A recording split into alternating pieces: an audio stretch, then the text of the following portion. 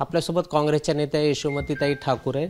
ताई, राहुल गांधींनी नुकतंच सांगितले की बिहारच्या निवडणुकीमध्ये पूर्ण अभ्यास करून निवडणूक आयोगाच्या विरोधात आता रस्त्यावर लढाई लढणार. आता विषय असा आहे की राहुल गांधी ते लढणार की जनता लढणार.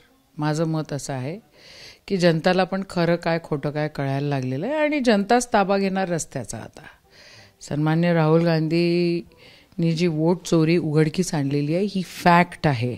आणि फॅक्ट मी बिहारबद्दल नाही बोलत आहे किंवा मी अजून कुठलं नाही बोलत आहे. मी इथलंच बोलती आहे. मी माझ्या मतदारसंघामध्ये जवळपास 37,000 वोट्सचा घपला ह्या लोकांनी केला. 14,000 डुप्लिकेशन केलेलं आहे.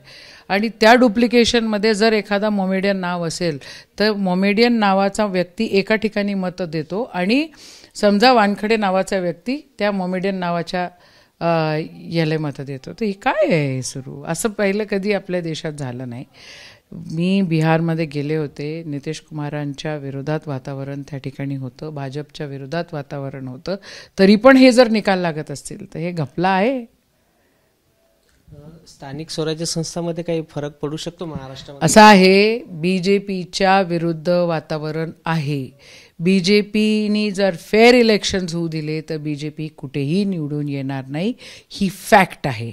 पण आरडाओरडा करून जेव्हा हे लोक म्हणतात की 51% मतं, हे काय तुमच्या बापानं सांगितले काय तुम्हाला? म्हणजे बाप कोण? चोर ना. मग इलेक्शन कमिशन यायचा बाप आणि हे इलेक्शन कमिशनचे बाप. हे बंद झालं पाहिजे. लोक रस्त्यावर उतरतील आणि खाल खेचतील. बंद करा ह्या सगळ्या गोष्टी आणि ज्या हिशोबानं फेअर इलेक्शन्स व्हायला पाहिजे याच्याकडे लक्ष केंद्रित झालं पाहिजे. फेअर इलेक्शन्स जर झाले तर बीजेपी 100% पडली असं समजा. अमरावती जिल्ह्यामध्ये काय परिस्थिती? कारण सगळेच पक्ष स्वबळावर आहे.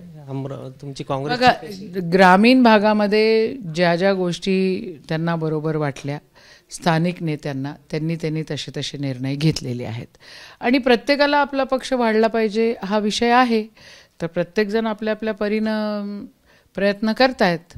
आणि माझ्या मते तरी काँग्रेसचं वर्चस्व या ठिकाणी राहील असा माझा विश्वास आहे. या होत्या काँग्रेस नेत्या यशोमतीताई ठाकूर. कॅमेरामॅन अमोल देशमुखचा प्रणय निर्माण, एबीपी माझा, अमरावती.